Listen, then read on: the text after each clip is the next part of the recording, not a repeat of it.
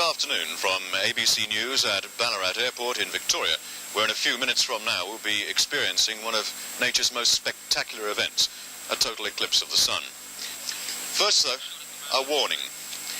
And I'm sorry if we're beginning to sound a little bit paternalistic and if I might seem something like a benevolent uncle, but it is not safe at any time to look directly with the naked eye or with a telescope at the sun during any partial phase of the eclipse, when the sun looks something like this from Ballarat.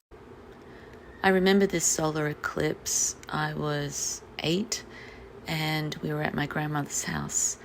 I loved going there because she had a ton of costumes and crafts, and it was a lot of fun being over there. And we were all very excited. So excited, in fact, that I decided to put on a play. I have photos, and I'm going to show them to you at the end. And I was just going to say it's gone still, but there's a breeze starting to pick up, which is due to the temperature change as the light and heat drops off, and quite clearly dark. It's incredibly and indeed we now have totality with an incredibly beautiful corona around the sun. It's unbelievable that we know what's happening. It is the sun being hidden by the moon. We're surrounded here by all the technology of a live colour outside broadcast. You can actually see the stars as well. And yet you can see hear Venus, I think, isn't it? and yet you can feel the hair prickle on the back of your neck. To reflect now, Stan, over on the horizon, which we are showing on your screens at the moment, with a superb sunset, sunrise, call it what you will, all the way round. We're now going to show you a picture from Mount Hollowback, and you can quite clearly there, I think, see something of the shadow. And that is quite literally, as spectacular as it might seem, the shadow of the moon.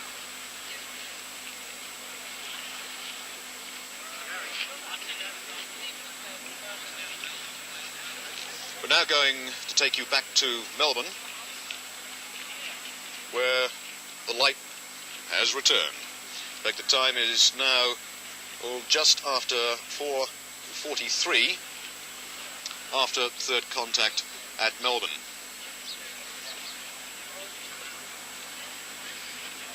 And now we'll take another look from our Melbourne cameras, where we have a sunrise. The fascinating thing, of course, is that this sunset, if you like, that we've just been through, the sunrise that we're going through now, will be followed all too soon by the perfectly normal sunrise. And I think that's going to be a little bit confusing for an awful lot of animals and birds who are going to have the shortest night and the shortest day, I think, of their lives. But what about the children? Did anyone think about the children? These are the photos, and I don't know what's going on here. I remember being there. I remember the outfits. I don't remember the script or what we were doing, but that's my brother falling down because I'm hitting him in the head with a hammer. So, solar eclipse, keep an eye on the kids. And it is true, I do remember the birds going berserk. They went berserk. I really remember that. I remember seeing it and thinking, holy cow, the moon is the bomb.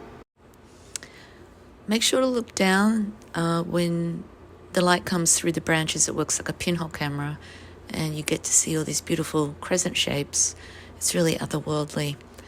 And I'm going to leave it to Parker to explain to you how to make your own pinhole camera. So get out there and enjoy it, and I hope she has as much of a magical time as I did. Hi, my name is Parker, and I'm going to teach you how to make a boxed pinhole projector.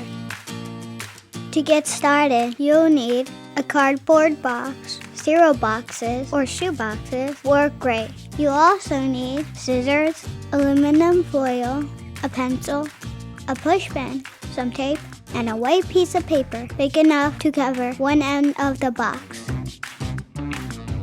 Start by tracing one end of the box on the white sheet of paper.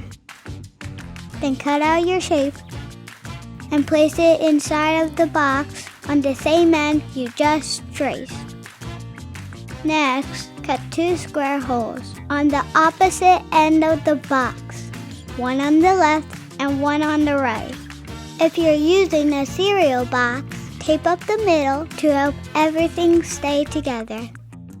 Now cover one of the square holes completely with aluminum foil. Use tape to help the foil stay in place.